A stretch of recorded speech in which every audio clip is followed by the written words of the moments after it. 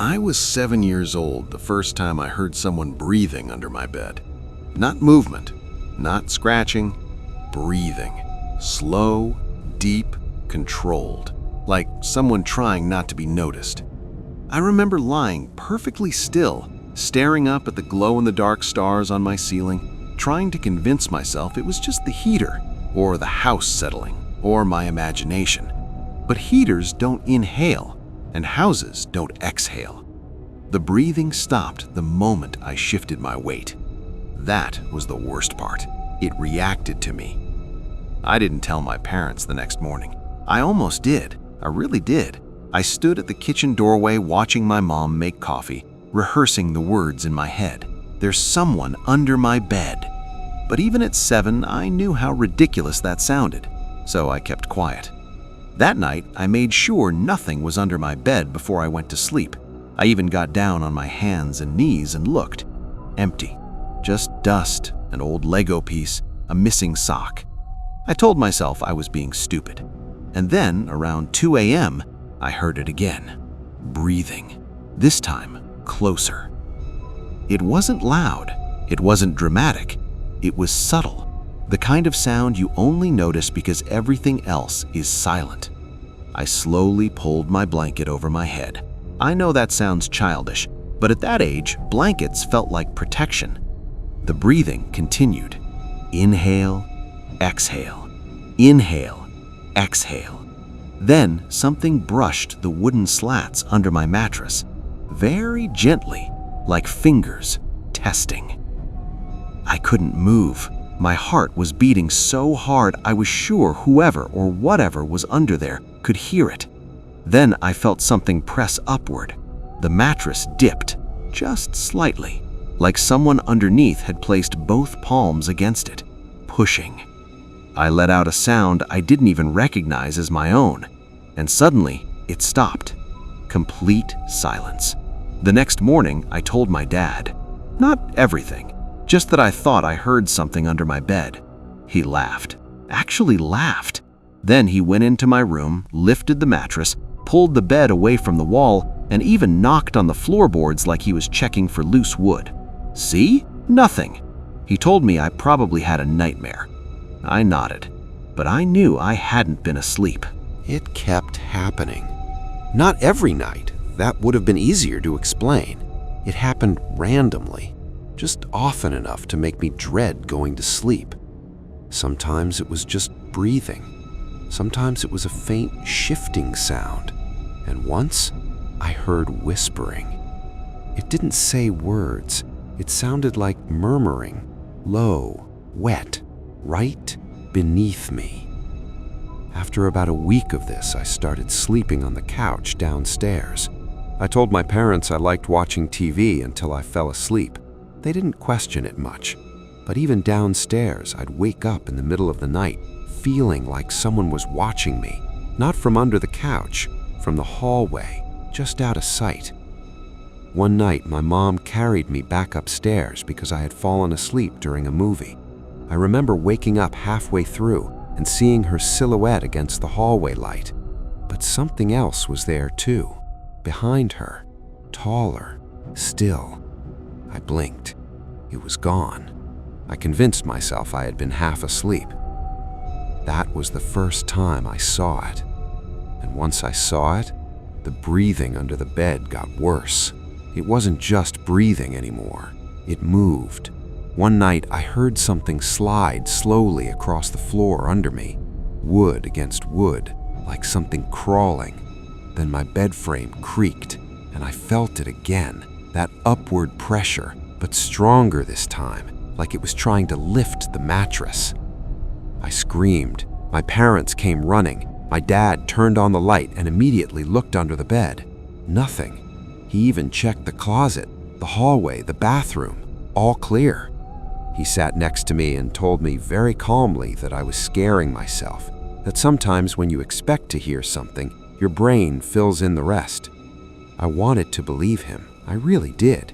But when he left and turned off the light, I heard it again, soft, right under me, breathing. That was the night I decided to check. I don't know why. Maybe I was tired of being afraid. Maybe I wanted proof. Maybe I just wanted it to stop. I waited until the breathing started again. Then I slowly lowered myself over the side of the bed. My feet didn't touch the floor. I leaned down and looked. It wasn't empty. It wasn't dust. It wasn't socks or toys. There was something there, not fully visible, not fully formed. It looked like a shape made of shadow, darker than the darkness around it. And it had eyes, not glowing, not bright, just reflective, like an animal caught in low light. It didn't move, it didn't blink, it just stared back at me. I froze. We stayed like that for what felt like minutes. Then it slowly tilted its head, exactly like I had, mirroring me. And then it smiled, not with teeth, just a stretch in the shadow where a mouth should have been. And it whispered something I couldn't understand, but I understood the tone. It was amused. I screamed again, lights on, parents in the room, nothing under the bed. My dad got angry this time, not at me, at the situation. He thought maybe I was sleepwalking or dreaming with my eyes open. He moved my bed to the center of the room, away from walls, away from corners. He even put a nightlight in. But the breathing didn't stop. It just moved. It wasn't under the bed anymore. It was inside the closet, then behind the door, then at the foot of my bed. I couldn't see it clearly every time, but I felt it, watching, waiting. Then one night, it stopped, completely. No breathing, no whispers, no movement. For 3 nights straight, I finally slept. Deep sleep, no fear, no interruptions. And then on the 4th night, I woke up because something was sitting on my chest. It wasn't heavy, it wasn't crushing me, but I couldn't move, I couldn't speak, I couldn't even scream. And I felt breath on my face, close, very close. I forced my eyes open, and it was inches from me, no longer under the bed, no longer in the closet, right there, on top of me. The same shadow shape, the same reflective eyes. But this time, I understood what it whispered. It said, "You looked." The next morning, my parents found me asleep on the hallway floor outside their bedroom. I don't remember leaving my bed. They thought I had a nightmare again. They told me I would grow out of it, and eventually I did. We moved houses when I was 9. The breathing never followed. The shadow never appeared again. But here's the part that still bothers me. When we were moving out, my dad dismantled my bed frame, and underneath it, scratched into the wooden floorboards, were small lines, deep grooves, repeated in the same spot, right where my head used to rest, as if something had been pressing upward, over and over and over again. I never told my parents what I saw. I never told them about the whisper, and I've never slept with a bed that has space underneath it since, because sometimes I still wake up in the middle of the night, and for a split second, I swear I can hear breathing right below me. If you've ever experienced something you couldn't explain as a child, let me know in the comments. And if you enjoy real, disturbing horror stories like this, make sure you subscribe. There are 3 more childhood stories in this video, and they only get worse.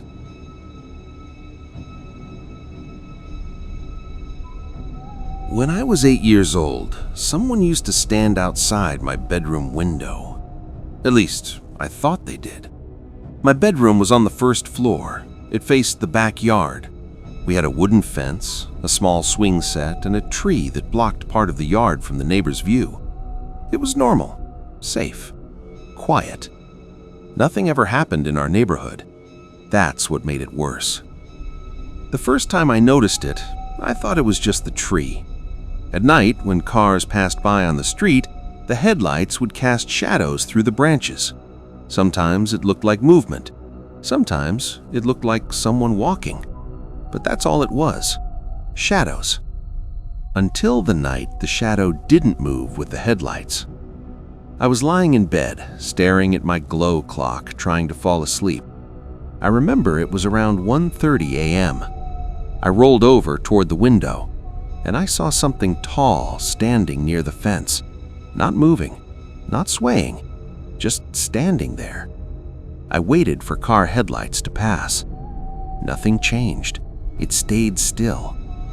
At first, I thought it was a trash bin, or maybe one of my dad's ladders left outside. But we didn't keep anything near the fence, and it was too narrow to be an object. It looked like a person. I pulled the blanket up to my chin and kept watching. 5 minutes, 10 minutes, it didn't move. And then, slowly, it leaned forward, just slightly, like it was trying to look directly at my window, at me. I froze. I didn't scream. I didn't run to my parents. I just stared back. And after what felt like forever, it stepped sideways, behind the tree, and disappeared. The next morning, I ran outside to check. Nothing. No footprints in the dirt, no marks in the grass, no broken fence, nothing out of place. I almost convinced myself I imagined it. Almost. Until it happened again. 2 nights later, same time, same spot, standing near the fence.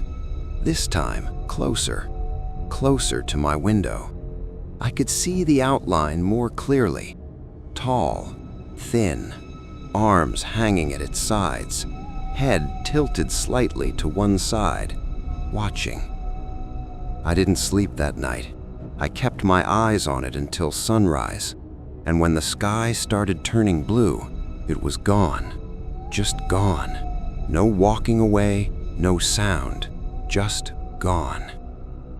I told my older brother.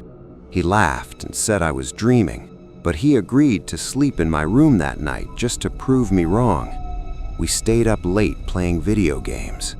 Around 1:20 a.m., we turned off the lights and we waited. I didn't even tell him exactly what time it showed up. I didn't need to. At 1:30, he sat up straight and whispered, "Who's that?" It was there, clear as ever, closer than before, not near the fence anymore, halfway across the yard, standing directly in front of my window, close enough that I could see its shoulders rise and fall like it was breathing. My brother grabbed the flashlight from his nightstand and turned it on. The beam hit the glass, and for half a second, the light reflected off something. Eyes, not glowing, but reflecting like an animal caught in headlights. Then it stepped back, slowly, out of the beam and into darkness. We both ran to our parents. My dad grabbed a baseball bat and went outside. He checked the yard, the side gate, the street. Nothing. Not a single sign anyone had been there. He told us it was probably someone walking past the yard, but no one could walk past our yard without going through the gate, and the gate made noise, loud noise. After that night, my dad installed motion lights in the backyard, bright ones. They would turn on at the slightest movement. For a few nights, nothing happened. No shadows, no figures. I started sleeping again. Then one night, the motion light flicked on. I remember the light spilling across my ceiling. I turned toward the window. The yard was fully lit, empty, completely empty. No one there. But the light stayed on, as if something was triggering it, something just out of view. Then I noticed something else. The light was coming from the left side of the yard, near the side of the house, where my window couldn't fully see, which meant if someone was standing there, they'd be right below my window. I didn't look down. I couldn't. My whole body felt frozen. And then I heard something, a soft sound right outside the glass, a faint tap, tap, tap, 3 slow knocks. I slowly sat up and leaned forward, and for a split second, I saw fingers slide down the outside of the window, long, thin, pale, dragging slowly, leaving no marks, just the sound. I screamed. My parents rushed in, lights on. Nothing outside. Again, always nothing. The next day, my dad checked the area beneath my window, and that's when we found it. The grass directly below my window was flattened, like someone had been standing there for a long time in the exact same spot. After that, my parents started locking the side gate every night. They checked it repeatedly. They even installed a small camera facing the backyard, and for about a week, everything was quiet, until my dad reviewed the camera footage. He didn't show it to me at the time. I only saw it years later, when I was 16. He told me he hadn't wanted to scare me. The footage showed the backyard at 1:29 a.m., empty. Then at 1:30, the motion light turned on, and something stepped into frame. It wasn't walking from the gate. It wasn't coming from the fence. It came from the side of the house, from the blind spot. It stepped into the yard like it had already been there, waiting. It stood in the same place I had always seen it, facing my window, completely still, for 9 full minutes. Then, at 1:39, it turned its head slowly toward the camera and walked directly out of frame, toward the side of the house again. My dad deleted the footage after calling the police. The police found nothing. No footprints, no signs of forced entry, no trespassing, no explanation. We moved 6 months later. My parents told everyone it was for better schools, but I know it wasn't, because the night before we left, the motion light turned on one last time. And when I looked out the window, the yard was empty, but the side of the house was not. Something was standing just out of sight, close enough that I could see its shadow stretch into the yard. And just before I turned away, it leaned forward, into view, just enough for me to see its eyes. It never tried to break in. It never tried to speak. It just watched, every night, at exactly 1:30 a.m., waiting for me to look back. If you've ever seen something outside your window at night, something you couldn't explain, you're not alone. There are still 2 more childhood stories in this video, and the next one is the one that still keeps me up at night.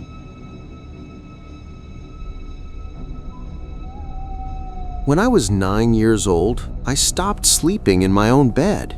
Not because of nightmares, not because of monsters, but because something in my house would walk down the hallway every night and stop outside my door. Our house was small, one long hallway. My parents' room at one end, mine at the other. The hallway floor was old hardwood. It creaked. Every step made noise. You could always tell when someone was walking, which is why I knew it wasn't my parents. The first time I heard it, I thought it was my dad getting water. Slow footsteps, one at a time. Heel, then toe. Heel, then toe. Moving down the hallway toward my room. I remember staring at the crack under my door, waiting to see the shadow pass, waiting for the footsteps to continue. But they didn't. They stopped, right outside my door.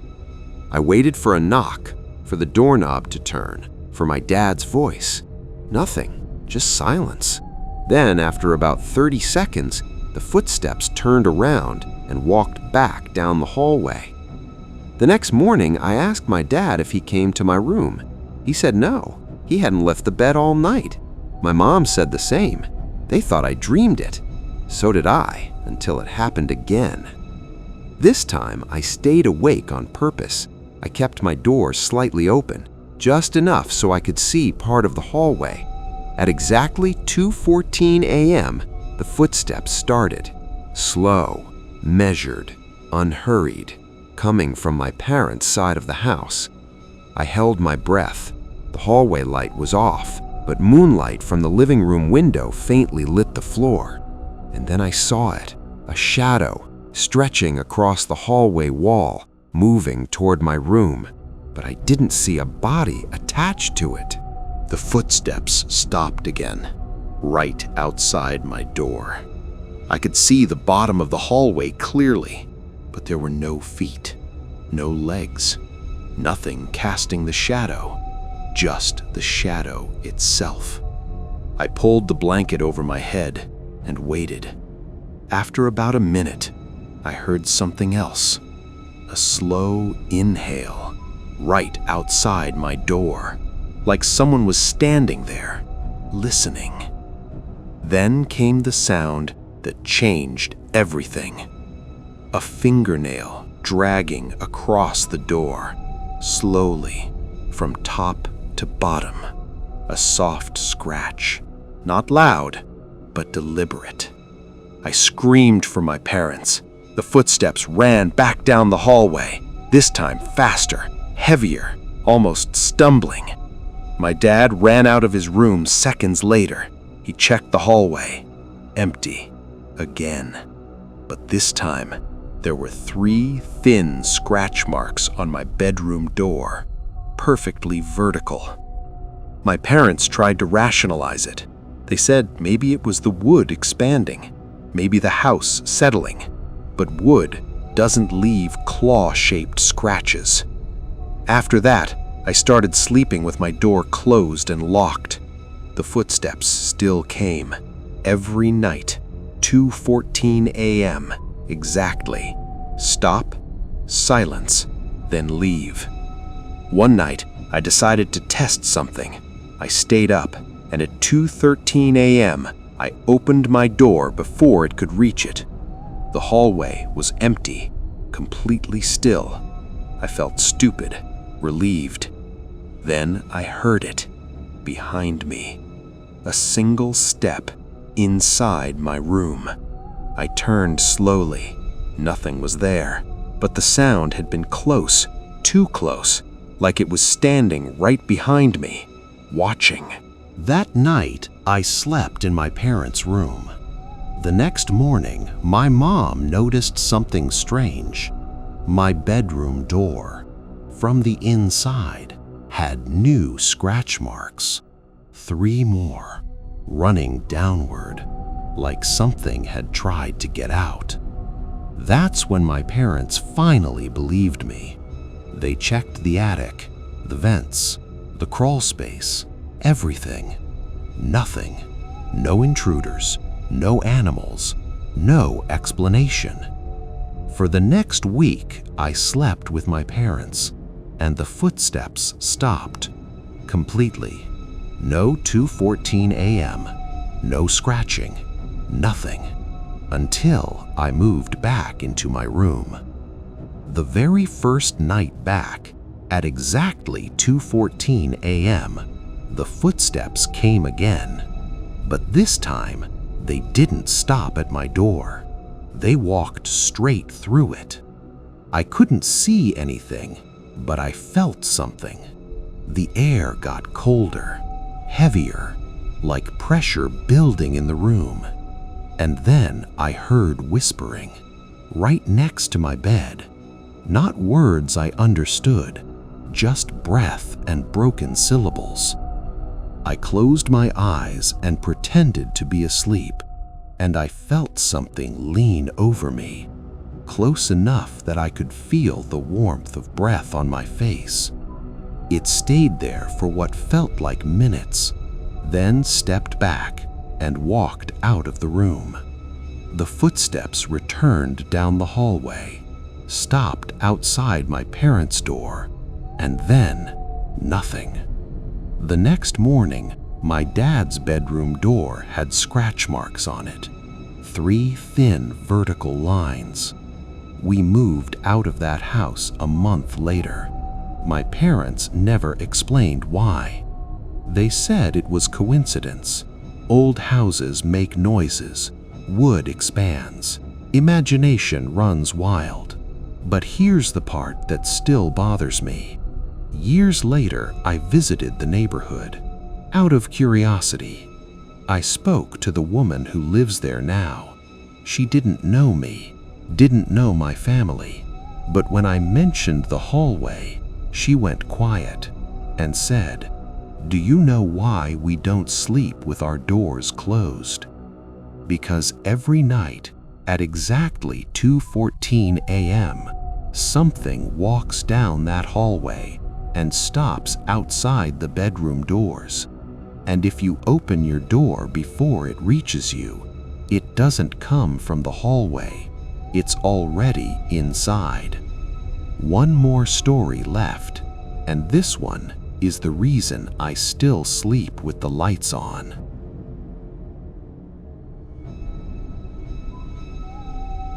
When I was 6 years old, I used to talk to someone who lived in my room. Not under the bed, not in the hallway, not outside the window, inside the walls. It started as a voice, very faint, almost like hearing someone talk in another room. At first, I thought it was the TV downstairs or my parents talking, but it only happened when I was alone, and it only happened at night. The voice didn't scream, it didn't growl, it didn't threaten. It whispered, softly, right behind the wall next to my bed, like someone had their mouth pressed against the drywall, trying to speak through it. The first word I ever understood was my name.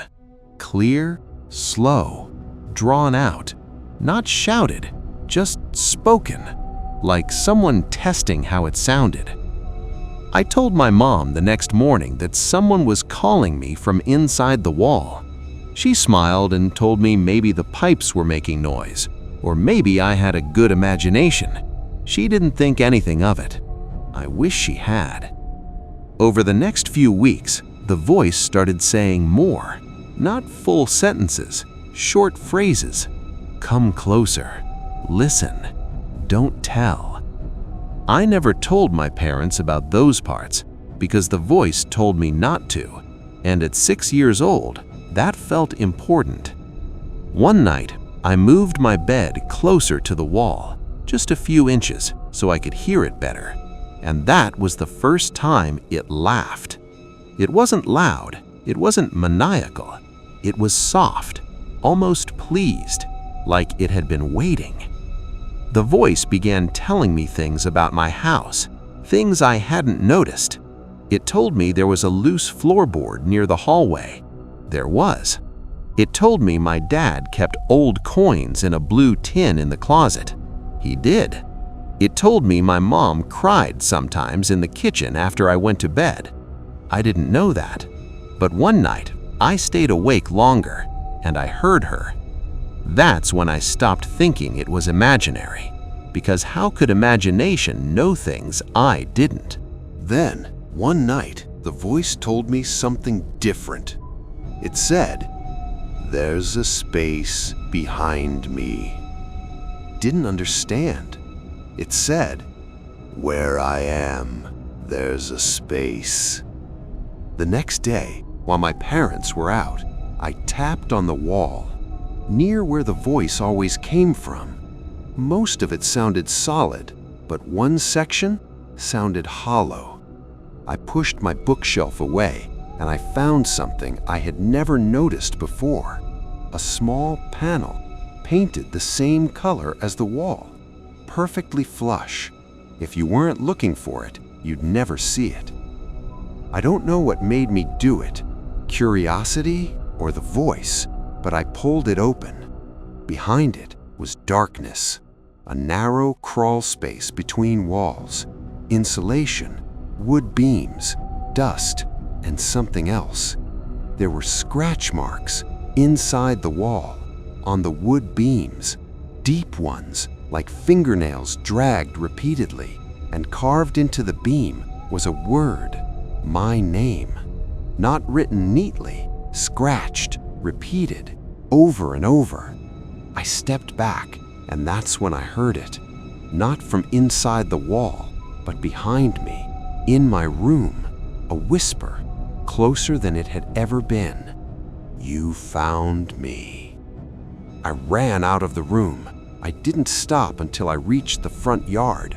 My parents came home to find me sitting on the porch crying. I told them everything about the voice, the panel, the scratch marks.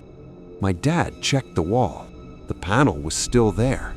He opened it, and inside was nothing unusual. No name scratched, no deep marks, just insulation, clean wood beams. But here's the part they couldn't explain. The panel wasn't nailed shut. It was designed to open, like someone needed access. That night, I refused to sleep in my room. My parents thought I was reacting to imagination until 3:07 a.m. We were all awake because we heard it from my room, a soft knocking from inside the wall. 3 knocks, pause. 3 knocks, pause. 3 knocks. My dad grabbed a flashlight and went in. The knocking stopped. He checked the panel, closed. He opened it, nothing. But when he turned around to leave the room, the knocking started again, from a different wall, closer to the door, like it had moved. We moved out within 2 months. My parents never admitted why. They said the house needed repairs, but we left fast, too fast. Years later, I searched the house online. Curiosity never really goes away. And I found something I wish I hadn't. The previous owner, before us, had gone missing. No signs of forced entry, no suspects, no body.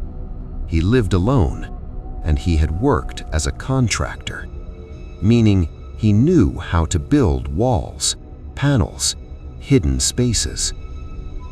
I don't know if the voice was him or something else, but sometimes when I stay in quiet places, hotels, Airbnbs, guest rooms, I hear something faint behind the walls, soft, barely there, like someone whispering through insulation. And every now and then, I hear my name. If you ever hear something inside your walls, don't move closer, don't listen longer, and don't open anything that wasn't meant to be opened. If you've made it this far, comment which story disturbed you the most. And if you enjoy real, disturbing horror stories like this, subscribe, because the next video is going to be worse.